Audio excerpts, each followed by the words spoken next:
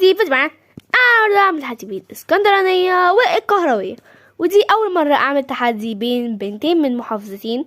والصراحة يعني الفكرة دي كنت بكلم مع واحدة صاحبتي يعني من القاهرة، تمام؟ فقالت لي طب ايه رأيك تعملي تحدي ما بين الاسكندرانية والقهروية في الكلمات المختلفة ما بينهم. الصراحة اقول لكم عن نفسي الكلمات اللي انا اعرفها وكتبتها في الكومنتس كلمات اكتر يعني بتختلف من الاسكندرانية للقهروية. وبجد شكرا لكل المشتركين، يعني بجد اديكم مكان خاصة في قلبي، يعني بجد يعني I love you so much. وشكرا يعني كل حد دعمني بأي طريقة، سواء كتب كومنت أو عمل لايك أو حتى عمل سبسكرايب في القناة. بجد يعني بحبكم. المهم يبقى في التحدي بتاع مش كالعادة تنضموا لعيلتنا، تحطوا لايك سبسكرايب في القناة يلا بينا نبدأ. أول حاجة هنبدأ بالبنوتة الاسكندرانية. ثانية واحدة أنا دلوقتي مش مهملة قناتي على الآخر، لا أنا دلوقتي عملت موعد مخصص ليها بالنسبة للأجازة. في الأجازة يعني الله أعلم في الدراسة، يعني داخلة سنة 6 واحتمال كبير قوي ما كنش يعني قد كده في القناة. فبليز يعني بلاش تنزلوا الاشتراكات بتاعتكم. ليه؟ لأن أنا هحاول على قد ما أقدر إني أنزل. فأنا نفسي بحبش حتة الناس اللي تشيل الاشتراكات، أصلا مش مقتنعة بكده، تمام؟ لأن انتوا أصلا مش هتخسروا حاجة لما تعملوا اشتراك، فليه تشيلوه؟ وكده كده اصلا لما اوصل 1000 اشتراك هعمل بث مباشر، واحتمال اطلع بيه في وشي، بس احتمالية ان اطلع بوشي هي عالية. من الاربع ممكن انزل كل اسبوع، بس اغلب الايام من الاربع للحد او للاثنين بالكتير، وانزل حوالي فيديوهين 3 فيديوهات فيديو في اليوم. يعني بدلعاك اهو، فمش هتعمل لايك واشتراك في القناة. مثلا في الدراسة كنت بنزل يعني حبة قليلين في الاسبوع، برضو تقدروا ان انتوا تسيبوا اشتراككم في القناة عادي جدا من غير اي حاجة، وتقدروا تشوفوا الفيديوهات القديمة اللي انا نزلتها زمان. وبجد يعني ممكن تفتصوا من الضحك لان هي مضحكة على الاخر، وكمان هتستمتعوا برضو. ولو لو الجودة مش حلوة تقدروا ان انتوا تشوفوا الفيديو بتاع حل مشكلة الجودة السيئة اللي انا نزلته وهتستفادوا منه جامد. المهم عشان ما اطولش عليكم يلا بينا.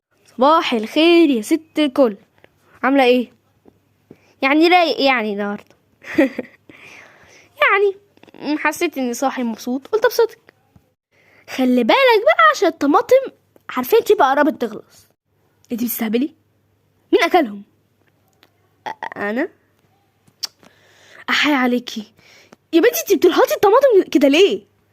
معرفش، بحبها قوي عشان طعمها حلو قوي. ماشي خدي 10 جنيه تجيبي كيلو ب10 جنيه. انت بتستعبط؟ يعني بتستعبط حبيبي؟ العلبة في السوبر ماركت اللي تحتينا علبة فيها حوالي 6 طماطمات ب20 جنيه. ايه العبط ده؟ لا طبعا جيبيه من السوق العادي، انت هتتفشخري ولا انت يعني بتجيبيه عشان تتصوري بقى نفسك على الانستجرام وانت بتجيبي اغلى طماطم؟ خلاص ماشي هات فلوس. ماشي هما ال10 جنيه دول جيبي لي بيهم كيلو. ماشي هات يلا اب ماشي. دلوقتي البنت القهروية. صباح الخير. صباح النور. خلي بالك بقى عشان خاطر القوطة خلصت. حضرتك لحقتي؟ ما انا باكلها بقى. هو انت حاسس يعني، هو انت مفكر انت لما اجيب كيلو قوطة يعني عايز يخلص في شهر؟ اكيد هيخلص حبيبتي، انا لسه جايبه اول امبارح عادي. اطلع بالفلوس يلا اطلع خدي. ماشي نازله، اوعي بس تخلصيهم النهارده بالليل. ماشي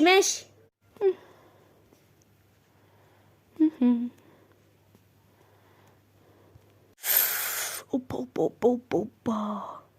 قفشتك. بتعمل ايه؟ بصي التليفون الجامد ده، بصي امكانياته، واو وسعره حلو قوي. مستنيه ايه؟ هطلبه. لا ايه؟ اوعى تطلب اي تليفونات على النت ان شاء الله، اكيد هيجيلك مكسور يا استاذ.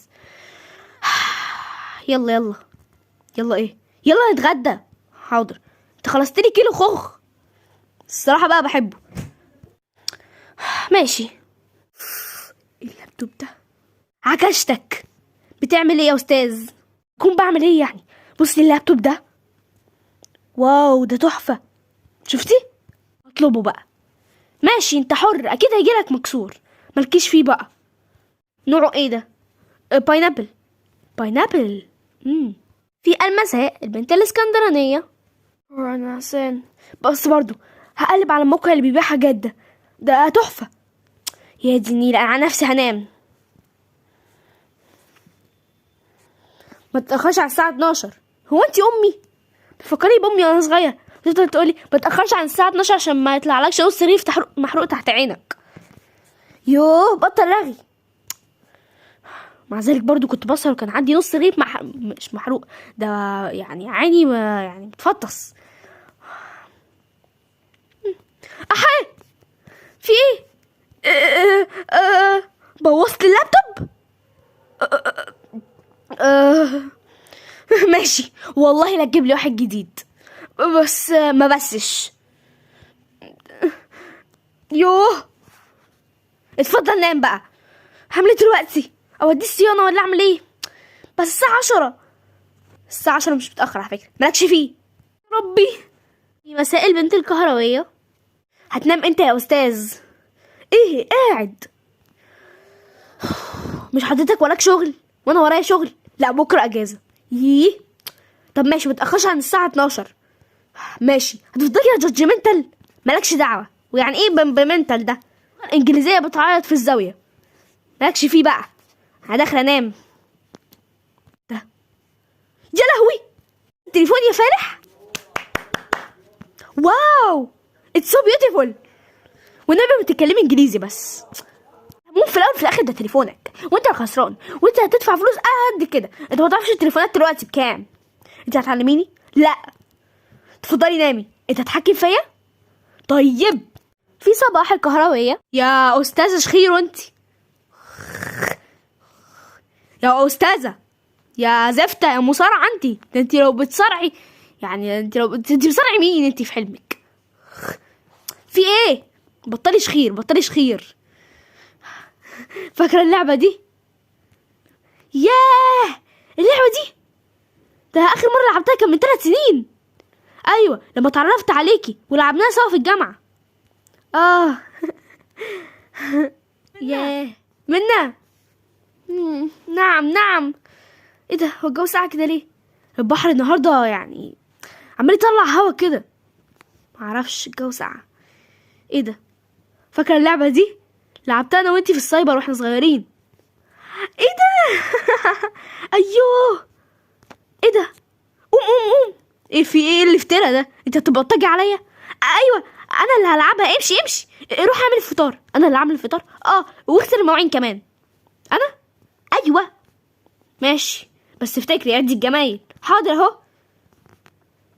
وبس ده كله اعرفه عن فروقات الكلام ما بين الكهرويه والاسكندرانيه. لو تعرفوا اكتر اكتبوا لي تحت في الكومنتس. وطبعا عايزه اقول حاجه في الاخر، بلاش كلام الهبل ده للبنات او الولاد اللي بيقولوا يقولوا انت كهراوي ما بحبكش، انت اسكندراني ما بحبكش. الكلام العبط ده يعني كلنا مخلوقين من طين، كلنا يعني في نفس البلد، ما فيش حد فينا متغير عن التاني.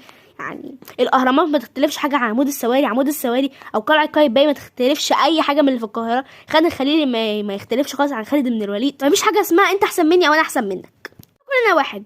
ولو استفدتوا من الفيديو ده او لو استمتعتوا بالفيديو ده حطوا لايك وتعملوا سبسكرايب في القناه عشان خاطر تشوفوا باقي الفيديوهات اللي تجنن اكتر من دي بكتير. متخيلين؟